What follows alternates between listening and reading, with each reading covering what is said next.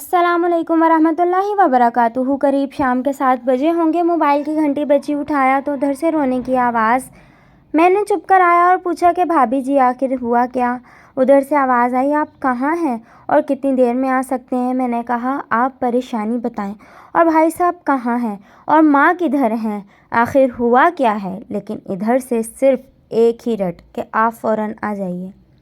मैं उसे मुतमईन करते हुए कहा कि 1 घंटा लगेगा पहुंचने में। जैसे तैसे घबराहट में पहुंचा, देखा कि भाई साहब जो हमारे जज दोस्त हैं सामने बैठे हुए हैं। भाभी जी रोना चीखना कर रही हैं। 12 साल का बेटा भी परेशान है और 9 साल की बेटी भी कुछ नहीं कह पा रही। मैंने भाई साहब से पूछा कि आखिर क्या बात है। भाई साहब कुछ जवाब नहीं दे रहे थे। फिर भाभी जी ने कहा, ये देखिए तलाक के कागजात कोर्ट से तैयार करा कर लाए हैं, मुझे तलाक देना चाहते हैं। मैंने पूछा, ये कैसे हो सकता है, इतनी अच्छी फैमिली है, 2 बच्चे हैं, सब कुछ सेटल्ड है। पहली नज़र में मुझे लगा कि ये मजाक है, लेकिन मैंने बच्चों से पूछा दादी किधर हैं, तो बच्चों ने बताया पापा उन्हें 3 दिन पहले ओल्ड एज होम में शिफ्ट कराए हैं। मैंने नौकर से कहा, मुझे और भाई साहब को चाय पिलाओ। कुछ देर में चाय आई। भाई साहब को मैंने बहुत कोशिश की चाय पिलाने की, मगर उन्होंने नहीं पिया और कुछ ही देर में वो मासूम बच्चे की तरह फूट फूट कर रोने लगे और बोले, मैंने 3 दिनों से कुछ भी नहीं खाया है। मैं अपनी 61 साल की माँ को कुछ लोगों के हवाले करके आया हूँ। पिछले साल से मेरे घर में माँ के लिए इतनी मुसीबतें हो गईं कि बीवी ने कसम खा ली कि मैं माँ जी का ध्यान नहीं रख सकती। ना तो ये उनसे बात करती थी और ना मेरे बच्चे उनसे बात करते थे। रोज़ मेरे कोर्ट से आने के बाद माँ बहुत रोती थी। नौकर तक भी उनसे ख़राब तरह से पेश आते थे और अपनी मनमानी करते थे। माँ ने 10 दिन पहले बोल दिया, तू मुझे ओल्ड एज होम में डाल दे। मैंने बहुत कोशिश की पूरी फैमिली को समझाने की, लेकिन किसी ने माँ से सीधे मुंह बात तक नहीं की। जब मैं 2 साल का था तब अब्बू इंतकाल कर गए थे। माँ ने दूसरों के घरों में काम करके मुझे पढ़ाया, इस काबिल बनाया कि मैं आज एक जज हूँ। लोग बताते हैं कि माँ दूसरों के घर काम करते वक्त कभी भी मुझे अकेला नहीं छोड़ती थी। उस माँ को मैं आज ओल्ड एज होम छोड़ आया हूँ। मैं अपनी माँ की एक दुख को याद करके तड़प रहा हूँ जो उन्होंने सिर्फ मेरे लिए उठाए थे। मुझे आज भी याद है जब मैं मैट्रिक का इम्तहान देने वाला था, माँ मेरे साथ रात रात भर बैठी रहती थी। एक बार जब मैं स्कूल से घर आया तो माँ को बहुत ज़बरदस्त बुखार में मुब्तला पाया। पूरा जिस्म गर्म और तप रहा था। मैंने माँ से कहा, तुझे बहुत तेज़ बुखार है। तब माँ हंसते हुए बोली, अभी खाना बनाकर आई हूँ इसलिए गर्म है। लोगों से उधार मांगकर मुझे यूनिवर्सिटी से LLB तक पढ़ाया। मुझे ट्यूशन तक नहीं पढ़ाने देती थी, कहीं मेरा वक्त बर्बाद ना हो जाए।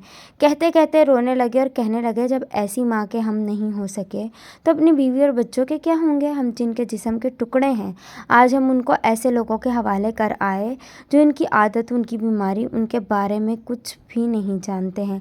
जब मैं ऐसी माँ के लिए कुछ नहीं कर सकता तो मैं किसी और के लिए भला क्या कर सकता हूँ। आज़ादी अगर इतनी प्यारी है और माँ इतनी बोझ है तो मैं पूरी आज़ादी देना चाहता हूँ। जब मैं बग़ैर बाप के पल लिया तो ये बच्चे भी पल जाएंगे, इसीलिए मैं तलाक देना चाहता हूँ। सारी प्रॉपर्टी मैं उन लोगों के हवाले करके उस ओल्ड एज होम में रहूँगा, वहाँ से कम माँ के साथ तो रह सकूँगा। और अगर इतना सब कुछ करने के बावजूद माँ ओल्ड एज होम में रहने के लिए मजबूर है तो एक दिन भी मुझे भी आखिर जाना ही पड़ेगा। माँ के साथ रहते रहते आदत भी हो जाएगी। माँ की तरह तकलीफ़ तो नहीं होगी। जितना बोलते उससे भी ज़्यादा रो रहे थे। इसी दरमियान रात के 12:30 हो गए। मैंने भाभी जी के चेहरे को देखा, उनके चेहरे पछतावे के जज्बात से भरे हुए थे। मैंने ड्राइवर से कहा, अभी हम लोग ओल्ड एज होम चलेंगे। भाभी जी, बच्चे और हम सारे लोग ओल्ड एज होम पहुँचे। बहुत ज़्यादा गुजारिश करने पर गेट खुला।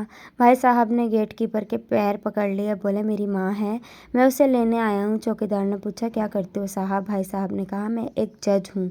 उस चौकीदार ने कहा, जहाँ सारे सबूत सामने हैं तब तो आप अपनी माँ के साथ इंसाफ नहीं कर पाए, औरों के साथ क्या इंसाफ करते होंगे साहब। इतना कहकर हम लोगों को वहीं रोक कर वो अंदर चला गया। अंदर से से एक औरत आई जो वार्डन थी। उसने बड़े जहरीले लफ्ज़ में कहा, 2 बजे रात को आप लोग ले जाके कहीं इसे मार दें तो मैं अल्लाह को क्या जवाब दूंगी। मैंने वार्डन से कहा, बहन आप यकीन कीजिए ये लोग बहुत पछतावे में जी रहे हैं। आखिर मैं किसी तरह इनके कमरे में ले गई। कमरे का जो नज़ारा था उसे लफ्ज़ों में बयान करना बहुत मुश्किल था। सिर्फ एक फ़ोटो जिसमें पूरी फैमिली है, वो भी माँ के बगल में जैसे बच्चे को सुला रखा है। मुझे देखी तो इसे लगा कहीं बात ना खुल जाए, लेकिन जब मैंने कहा कि हम लोग आपको लेने आए हैं तो पूरी फैमिली एक दूसरे से लिपट कर रोने लगी। आसपास के कमरों में और भी बुजुर्ग थे, सब लोग जागकर बाहर तक ही आ गए। उनकी भी आंखें नम थी। कुछ वक्त के बाद चलने की तैयारी हुई। पूरे ओल्ड होम के लोग बाहर तक आए। किसी तरह हम और लोग ओल्ड एज होम के लोगों को छोड़ पाए। सब लोग इस उम्मीद से देख रहे थे शायद इन्हें भी कोई लेने आए।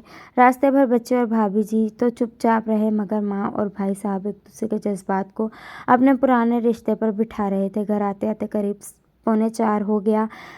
भाभी जी भी अपनी खुशी की चाबी कहाँ है ये समझ गई थी। मैं भी चल दिया, लेकिन रास्ते भर वो सारी बातें और नज़ारे आंखों में घूमते रहे। माँ सिर्फ माँ है, उसको मरने से पहले ना मारे। माँ हमारी ताकत है, उसे कमज़ोर नहीं होने दें। अगर वो कमज़ोर हो गई तो सकाफत की रीढ़ कमज़ोर हो जाएगी, और बिना रीढ़ का समाज कैसा होता है ये किसी से छुपा हुआ नहीं है। अगर आपके आसपास या रिश्तेदार में इस तरह का कोई मसला हो तो उन्हें ये ज़रूर पढ़वाएं और अच्छी तरह समझाएं। कुछ भी करें, लेकिन हमें जन्म देने वाली माँ को बेघर बेसहारा नहीं होने दें। अगर माँ की आंखों से आंसू गिर गए तो ये कर्ज कई जन्मों तक रहेगा। अल्लाह हाफिज़।